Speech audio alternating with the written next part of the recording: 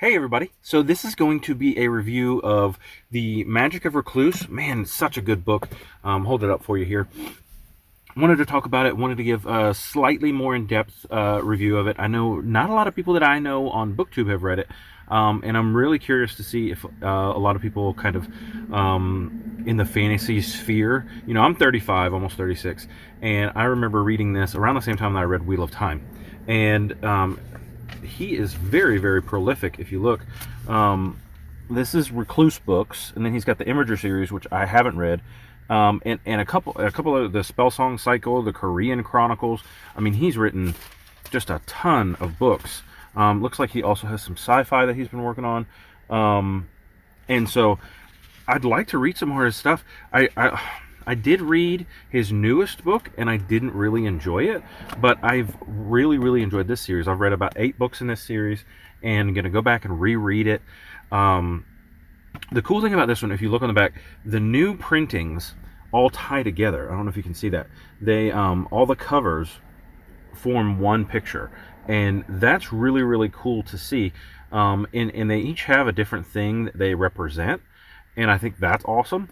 And the magic system is really, really interesting. It's as basic as a magic system can be, but it's also complicated, if that makes sense. So you have order magicians and you have chaos magicians, and I really want to go and do a study on it to really learn more. As I've gotten older, I've realized that I really enjoy created magic systems and how they work. As you get later into this series, you learn a lot more about chaos, but in this first book, chaos is basically bad and order is basically good.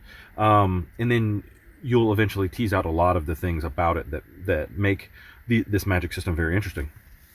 So let me jump into the review. I'll give you some of my thoughts on the book itself, and slight spoilers at the end, maybe, possibly, but I'll try to hold on to those as long as I can. All right, so Magic of Recluse. I didn't get publishing data on that, but it was published back in the 90s, I believe. The old covers had really, really good covers. I'll put one of those up for you. I love the old covers. The guy who did it, same guy that did the Wheel of Time, and he trying to find a publication date on here, 1991. And he does great horses. You know, if you look at the Wheel of Time covers, those early Tor 1990s fantasy books, he did that. The covers, and the covers are great. People are but he is a fantastic artist with horses. So published in 1991. Main character is Laris. He's a young man, and he's from the island of Recluse. That's why the Magic of Recluse. And he is about to set off on a danger guild. Danger guild, imagine like a magical walkabout. So what happens is the Magic of Recluse is where all the order magicians live. It's hard to be an order magician. So they live on this island by themselves, and anyone who is unsatisfied with life, has no purpose, hasn't found a trade. Basically, you can't be homeless or like a drunk or anything like that. Like, if you're not contributing to the society, you have to leave the island. Like, they send you away. They either send you away without any help, or you can choose to journey on a danger guild where you're given a task and the ability to return. If you don't leave on a danger guild, you can't ever come back. And it's interesting to see that all the young people that were part of the Danger Guild have like a particular like thing that they're really, really good at. We follow Laris, and he is a black staffer. There's one other black staffer named Tamara, and they both have like latent magical abilities, and the more they use something and the more they use it in a good way, it imbues it with order magic, so things become stronger. So as they walk with their staff, as it's used as a staff, it gains power, and it's used in a good way. It's used just to perform a function, and it imbues it by an order magician. It imbues it with power. So as he's traveling with his staff and he's using it, it becomes like an order weapon. That's pretty neat. It's pretty cool. And he is trained.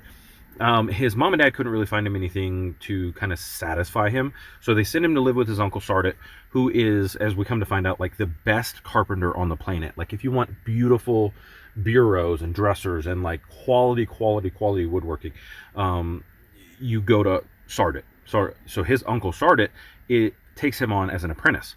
He's not very satisfied there, but he learns a lot of this skill. He apprentices with him for just over a year and still realizes that he's not satisfied with his life, and they basically say, you have to go in the Danger Guild. You have to go. And it seems really, really harsh. Like, teenagers don't find their purpose in life early on. That's usually not what happens. But you kind of come to understand why they're doing it through the story. And I won't spoil that for you. One of the other people that he leaves with about, I think it's about 8 people, young men and young women who just are not satisfied with life, and they're going to go to the island of Kandar. They don't always go to Kandar. There's another place where they go, but this group is going to Kandar, which I'll show you a map. I'll put it up here. It's basically just a hop, skip away in like across a bay, or a narrow strait, I guess you'd call that, body of water. And so they go into a main city, given some money, and they are tasked with a task, and if they complete that task, they can eventually come home, if they choose to. So Laris is given a task to go over a mountain and to see what he can find. And as he gets into the town, if I remember the name of the town, I'll write it right here, or I'll Google it, and I'll put it up for you guys when I'm in editing. He goes from Recluse into this town, and immediately he senses there's issues with chaos magicians. Chaos magicians are looking for young order magicians because they can extend their lives by transferring bodies. So they wait and prey on these fledgling order magicians to possess them.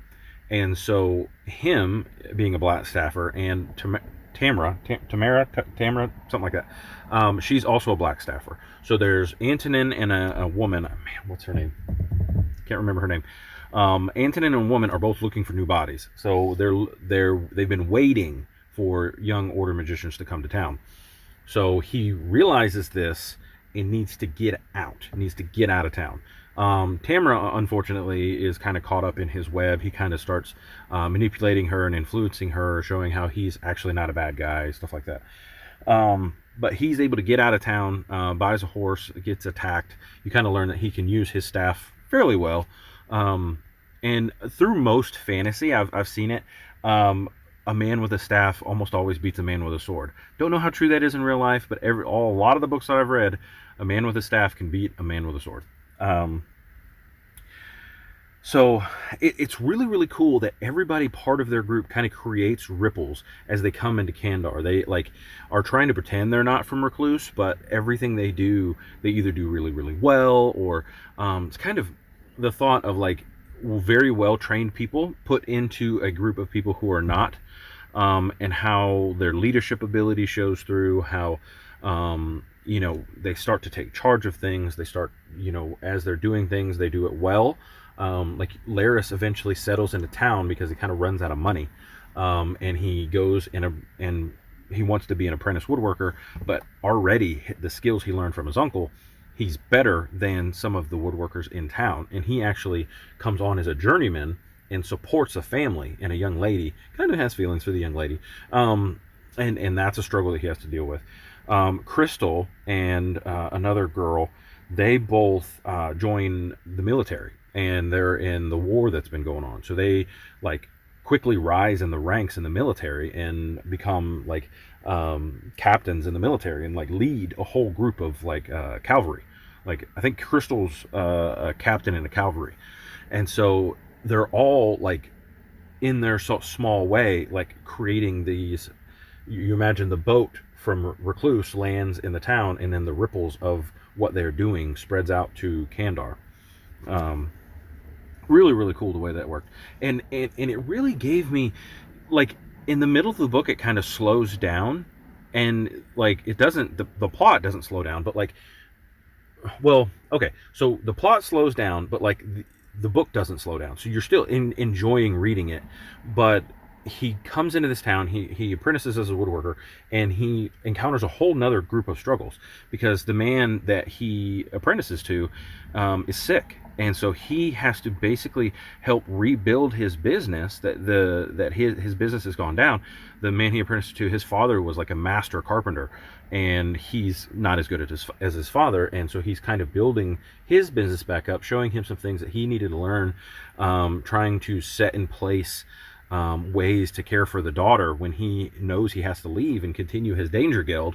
So he's trying to not fall in love with her, and he, sometimes unsuccessfully, and he's trying to set up to leave the people that he's interacted with better than he found them. And like just the goodness of that, like to come into a scenario and try to make everybody that you encounter better. And I think that's why he's such a good order magician. He gains that order ability, and then people who are chaos magicians can't come in contact with that. So any woodwork that he had done then becomes deadly to those people, and then can create a paper trail, I guess, back to him. So again, causes more and more issues, and so he has to try to hide and be careful. He also meets Justin, who's a gray magician who uses order and chaos, and is able to kind of take a bit of both and kind of, you know, hold both hands. And we come to find out that he's actually quite old, maybe like 500 or 800 years old, and so he has been using the order and the chaos to extend his life. And so Justin teaches him some stuff and then sends him on his way, kind of like short apprenticeship. So like you leave Kandar, come to Recluse, Justin's short apprenticeship, and then he has the time in the town, and then he has his final battle that he goes through. And that was really cool. I found it so enjoyable as a read. It was like relaxing, coming home to something you remember enjoying, and as you're reminded of the things that you read in the book. I remember being around Laris's age when I read it the first time. I was 15, 16 years old, and just remembering how this may have shaped who I decided to become, how I decided to take hard work and use that as a sense of pride. Like not like negative pride, but like being proud of the product you put forward. And when you're proud of the product you've put forward, you appreciate it getting done. Like I remember when I first started installing elevators, and I'd get there and it was a concrete hole, and I should have done it. I should have taken a picture every day. That would have been really cool to do that, just like picture every day of what I was doing. But it's a vertical thing when you're building like a 5-story elevator. So, but like getting there, there's nothing there. It's a concrete hole. You have to attach everything to the walls, to the floors, install the cab piece by piece, take it and like just that. When you're done, you can walk away, push a button, and the elevator comes to you, and know that you and your apprentice did every step of that work. It's backbreaking work. That's why I got out of it. That's why I went into the service department. But I found it so enjoyable to look at a well done thing, or like getting a new job that hadn't been taken care of, and slowly cleaning it, painting it, removing the service issues, that the reason that they went with our service, making the customers happy, talking to the customers, creating that personal relationship with the customer that says, I know when Ramsey comes and works on my elevator, he's going to find our problem or our issue, or if not, he will find the parts that need to be ordered for that thing. And so I have that pride of quality that may have come from reading this book as a kid. So I'm going to leave it there with you guys. Trying to think, I was going to say, I'm not going to go to the spoilers. I want you guys to, in a comment, let me know if you've read this book. And if you do, come back. If you read it because of this review, please come back to the video and let me know what you thought. Hey guys, sorry about the quick jump there. My phone overheated when kind of sitting here in the car recording. The phone's in the sun, and so I had to let it cool off. Sorry about that. So as we finish up, please leave me a comment on if you've read the book, or if you read the book from the review. Come back and let me know what you thought. Let me know if I'm completely off base thinking this is a fantastic and awesome book, or if this is one of the books that you're really glad that BookTube let you know is awesome and fun to read. Common YouTube things I'd love to add. Please subscribe, like the video, helps me out a ton, kind of gets more people to see the channel. And just started the podcast, and I'd love for you guys to check that out. Follow the link down below. There's a link to the podcast, and it is going to be a podcast about summaries, and basically taking these books and summarizing them. That way, if you hadn't read them in a while, you're in the middle of a series or whatever, you can jump in, listen to the summary.